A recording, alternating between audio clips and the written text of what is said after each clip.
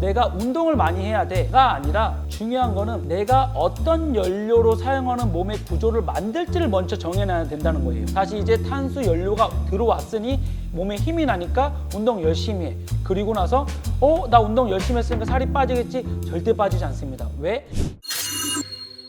안녕하세요. 정답에 있는 다이어트 제가 찾아드리겠습니다. 다이어트 전문가 문호석입니다. 좀 생소하실 수도 있는데 실전에서 선수들에게 적용하고 있는 다이어트 법인데요. 연료 사용 다이어트 법입니다. 우리가 움직이고 에너지를 내려면 연료가 필요하죠. 우리가 사용하는 연료는 대표적으로 두 가지가 있습니다. 첫째, 탄수연료. 둘째, 지방연료입니다.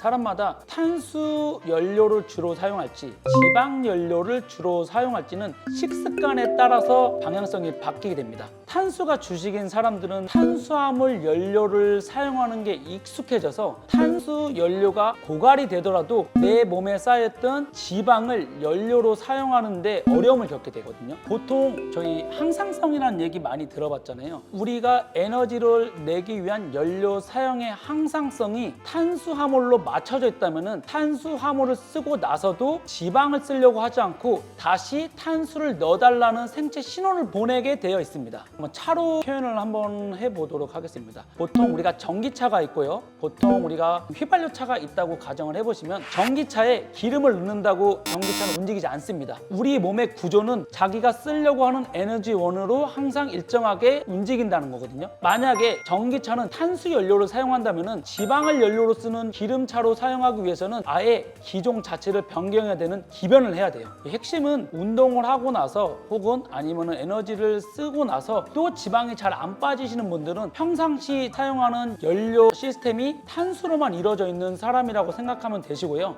좀만 움직여도 지방이 많이 타라시는 분들은 지방 연료를 잘 사용하시는 분이라고 생각하면 쉬우실 것 같아요. 탄수화물을 많이 드시는 분들은 탄수 연료를 많이 사용하게 되어 있고요. 지방 연료를 사용하시는 분들은 생각보다 탄수 연료보다는 단백질, 야채, 우리가 좋은 지방들을 많이 섭취하시는 분들이라고 생각하시면 되실 것 같아요. 정말 중요한 부분인데 아무리 제가 운동을 해도 탄수화물을 쓰고 나면은 지방을 쓰는 게 아직 어려운 부분을 겪고 있는 분들은 탄수화물을 내가 넣어달라는 생체 반응, 가짜 배고픔 혹은 어지럼증, 혈당 떨어진 느낌 그거를 느끼게 되면서 다시 탄수를 넣을 거고 결국은 또 탄수화물로만 연료로 쓰는 구조로밖에 안 된다는 거죠. 공식을 말씀을 드리면은 내가 운동을 많이 해야 돼가 아니라 중요한 거는 내가 어떤 연료로 사용하는 몸의 구조를 만들지를 먼저 정해놔야 된다는 거예요. 지방 연료 사용 시스템으로 내 몸의 구조를 바꾸면은 그 다음에 지방이 자연스럽게 먼저 타기 시작하면서 그때 움직임을 많이 가져가 주거나 운동을 했을 때는 정말 무섭게 다이어트가 된다는 부분이에요. 내 몸이 지방 연료로 사용하는지 탄수 연료를 사용하는지 가장 쉽게 구분할 수 있는 거는 생체 반응이에요. 밥을 먹고 나서 오후에 식곤증이 많이 일어난다 이런 분들도 탄수 연료를 내가 사용하는 몸이라고 생각하셔도 되실 것 같고요. 지방 연료로 사용하시는 분들은 하루 종일 많은 양을 음식을 먹지 않아도 내가 피곤감이 좀 덜합니다. 지방 연료는 고체 연료라고 생각하시면 좀 더 쉬우실 것 같은데 서서히 지방을 태우면서 내 몸에 연료를 사용해서 에너지를 내기 때문에 호르몬의 밸런스가 유지가 되면서 왔다 갔다 하지가 않고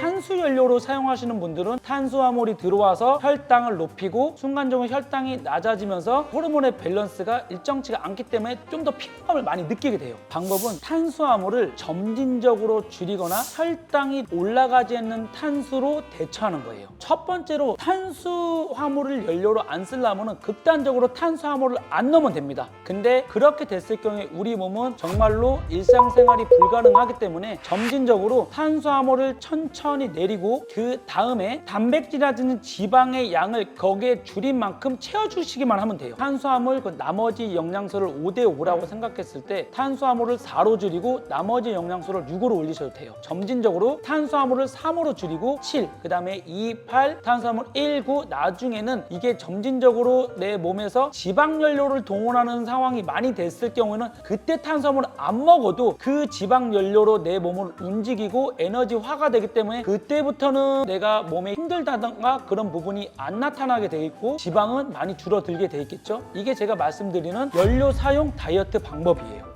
핵심은 탄수화물을 점진적으로 줄여갔었을 때 내 몸에서 요구를 할 거예요. 탄수를 연하는 여러 가지 신호들, 혈당이 떨어진다는 느낌, 어지러운 느낌 등등. 이때는 이게 위험 신호라고 생각하는 게 아니라 지방 연료로 넘어가기 위한 당연한 긍정적인 신호로 생각을 하셔야 되고요. 이 부분이 만약에 안 온다면은 조금 더 올 때까지 오히려 기다려 주어야 된다라고 말씀을 드리고 싶어요. 근데 이게 세게 오냐 천천히 오냐의 차이는 급진적으로 내리면 당연히 세게 오겠죠. 그래서 제가 아까 말씀드렸던 점진적으로 탄수를 천천히 내리게 되면은 그 느낌이 천천히 오게 될 거고, 그 느낌이 왔을 때 제가 극복하는 방법은 우리가 혈류를 좀 더 돌게 한다는 뭐 비타민 C가 많거나 신과일이 들어갔던 과일류를 먹는다든지, 아니면은 카페인이라든지 혈류를 돌게 하는 비트즙이라든지 좀 더 에너지 대사를, 신진 대사를 돌릴 수 있는 다양한 음식들을 섭취를 하는 것도 좋은 방법 중에 하나고요. 이렇게 됐었을 때 그 과정을 좀만 잘 이겨내주고 그때부터는 런닝머신 1시간 아니면 웨이트 1시간만 해도 지방은 타 들어갈 거예요.